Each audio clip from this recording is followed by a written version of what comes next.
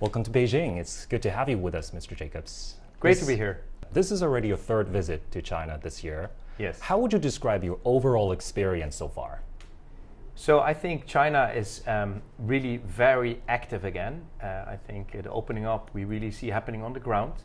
And that's why it's important to stay close to what's happening. And I'm frequently visiting to see with my own eyes how the hospitals are progressing well. And we see also our innovations coming out of China as a contribution to our global footprint. We've learned that during your stay here, you visited local hospitals, you met local partners. What stands out to you the most in terms of China's innovation energy and healthcare transformation on the ground? Yeah, I think what we see on the ground is there's a very clear need for an expansion of healthcare capacity. Of course, there are many people in China that need good care. So the healthcare system is looking at improving and upgrading its equipment, its technology, and also how it can actually apply some of the latest technology, such as AI, to actually deliver better and more care to patients. And that's very much aligned to how we innovate. So we see a really joint mission in terms of how we can actually provide better care from the China innovation that we are driving. Now, China is also gearing up for its 15th five-year plan. This is a development roadmap for the country over the next 5 years. What's your outlook on the country's growth down the road, and how might Philips align with that grand vision? Yeah, so I was happy to learn more about the 15th five-year plan because a few of the fundamental pillars of that plan very much align with what Philips does. There's a real ambition to provide better healthcare to the people of China. And of course, as a healthcare innovation company, that very much aligns with what we do.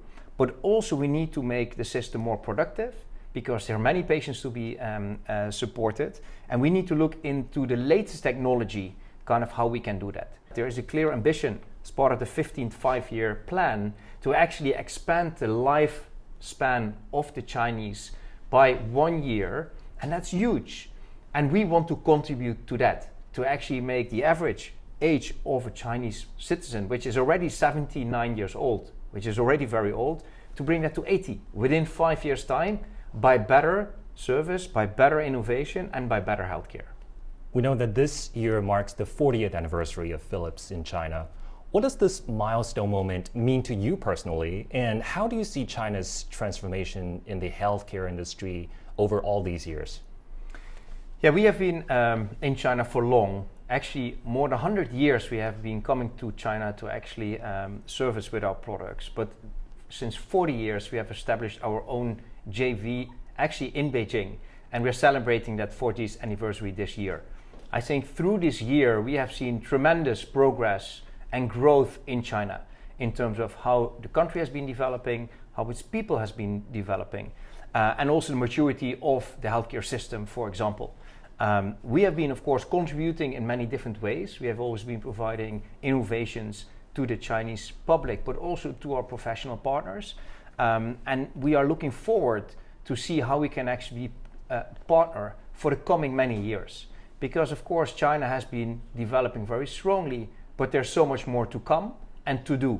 And therefore, we are very committed to also be part of that next kind of 10-year plan and the 15th year kind of 5-year plan that we see coming out so that we can contribute with real innovation to improve people's lives. This year also marks the 50th anniversary of China-EU diplomatic relations. What more can European companies in general do to further advance China-EU cooperation in health technology and beyond? So I think what we always say is diseases are global. So actually we service, of course, people and patients across all of the world. And to insert that knowledge into the technology and solutions that we then also bring to China, I think is an important contribution that we can have. At the same time also, I think it is that developments in China go very fast. And we are a bridge to the world. I always say kind of we are bridge builders towards all parts of the world, and we actually use some of the China knowledge, technology and innovations and products that we make here to actually showcase to the world. So I think there's a mutual benefit of staying very close and deepen that relation. And that's also what we are very much committed to. And that we are working on every day with all of our teams with a very passionate outlook.